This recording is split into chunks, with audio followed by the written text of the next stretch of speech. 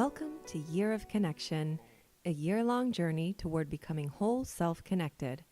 I'm your host, Pauline Shu. Spring is here, and along with that comes spring cleaning. It might not seem obvious, but sometimes the clutter in our physical space can lead to feelings of clutter in our minds.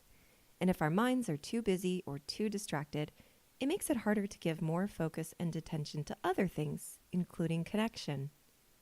In today's episode, we're going to talk about how to tackle the sometimes daunting problem of cleaning out your physical space so that you can breathe easier in your soul.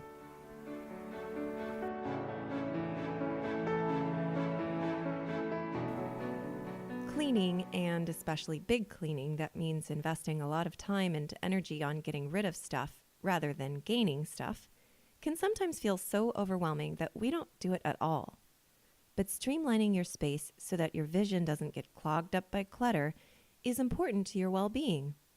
Feeling calmer and more organized can allow you more time to focus on what you truly want to do and how you want to interact with the world, rather than constantly shuffling papers around trying to find a place to put objects that you might not even need. If you are someone who doesn't have any clutter, that's great. You're always welcome to come to my house and help me out. Some people don't have clutter, which is a trait I very much admire. Others enjoy a little bit of chaos to unlock their creativity. But either way, if you have at least a mostly organized space, my suggestion is to acknowledge the traditional spring ritual of cleaning it by doing a thorough deep clean of your living space.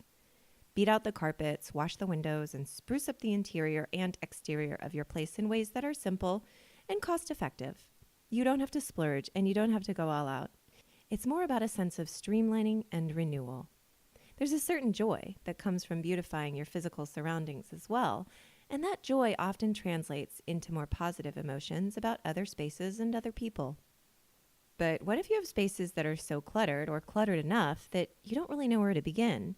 Or maybe you lack the time to do all the cleaning you want to do, or perhaps the job feels so overwhelming that you end up not addressing it at all. If that's the case, here are some tips you can try that might help.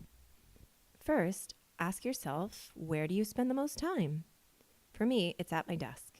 Even though I don't like having a messy kitchen while I cook or toys strewn about the living room while I'm sitting in there reading, I don't actually spend as much time in either of those places as I do at my desk, where I sit at my computer for many hours every day. Now that's a whole other issue, how much time I spend at my computer, but for now, let's focus on the fact that I am there whether I like it or not. Having a clean desk area, therefore, is my top priority.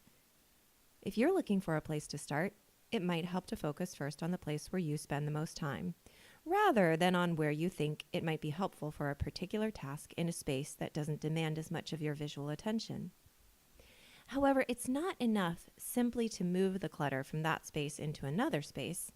It's more important to go through items and either find a permanent place to store them out of sight, or address any requirements that might be hiding in stacks of paper, such as paying bills, or calling the dentist, or maybe piles of clothes that need mending. The other option is to get rid of items completely. That might be one of the hardest parts of decluttering, but holding on to things that we don't really use can weigh us down emotionally as we accumulate more and more stuff that doesn't have a purpose. If you're surrounded by objects that evoke feelings and memories, but serve no other purpose, it can at times be draining on your emotions, leaving you with less emotional capacity for other things like interaction and connection with others. It's difficult, though, to let go of objects, especially ones that have powerful memories attached to them. You might try asking yourself, do you really need this item in order to survive? If it's clothing, how long has it been since you've worn it? Do you even fit into it still? If you can't find a truly practical reason for keeping it, consider taking a photo of it and keeping that photo in a specific folder on your computer, or even printing it out and framing it.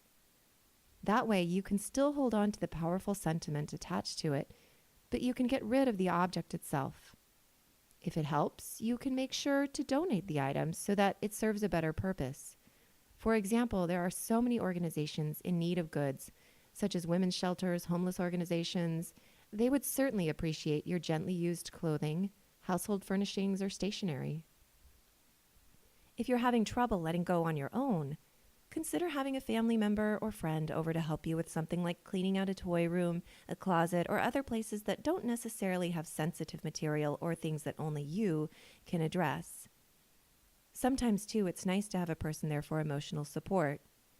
Getting rid of things that mean something important to us can sometimes evoke powerful emotions. Great happiness and also great sadness can be things that are more easy to experience when they're shared. Whether or not the items in question are personally sensitive, though, ultimately the question is, are you holding on to things because you're missing something on the inside?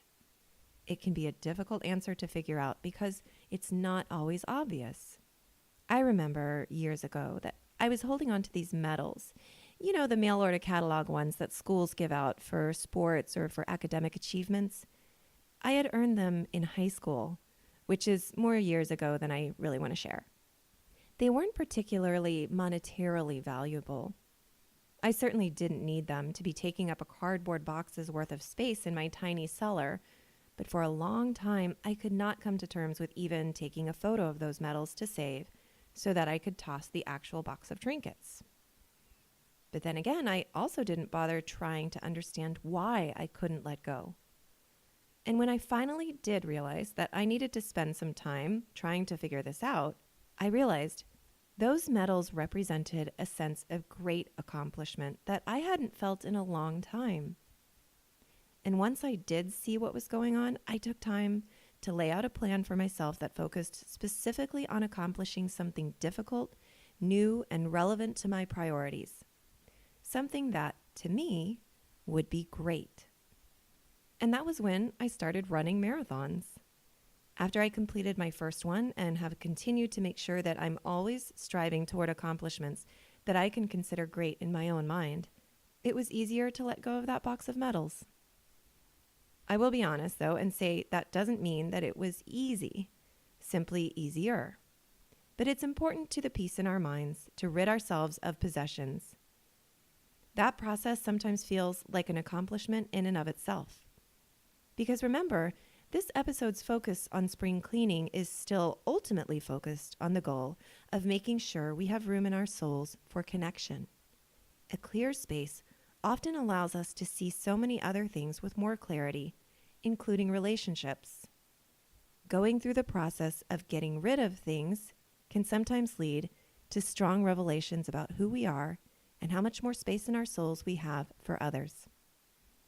For me, having that space also allows for an easier time processing situations that are challenging for me. Again, here, easier doesn't mean easy.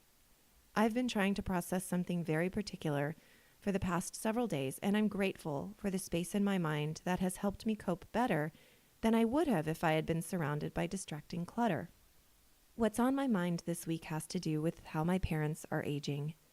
My father already has Alzheimer's and some early stage dementia, and almost a week ago, my sister called to tell me that my mother is now beginning to also show signs of Alzheimer's. If you are fortunate enough to have a close connection with your parents, this can feel even more overwhelming. But even for those who might never have known their parents well or have drifted apart over time, losing connections to one's origin or to one's history can be a tough blow to take. No matter how much my siblings and I can speak seemingly rationally about the someday when our parents would go into decline, now that it's here, I don't think anything truly prepared us for the reality of how it actually feels.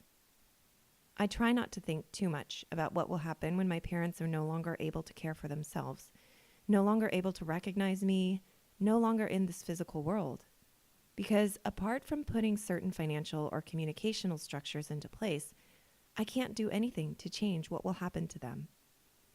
And so, what matters to me right now is that I spend the time I have with them in ways that matter to who we all are in this moment, to cherish the connection in its form as it comes today.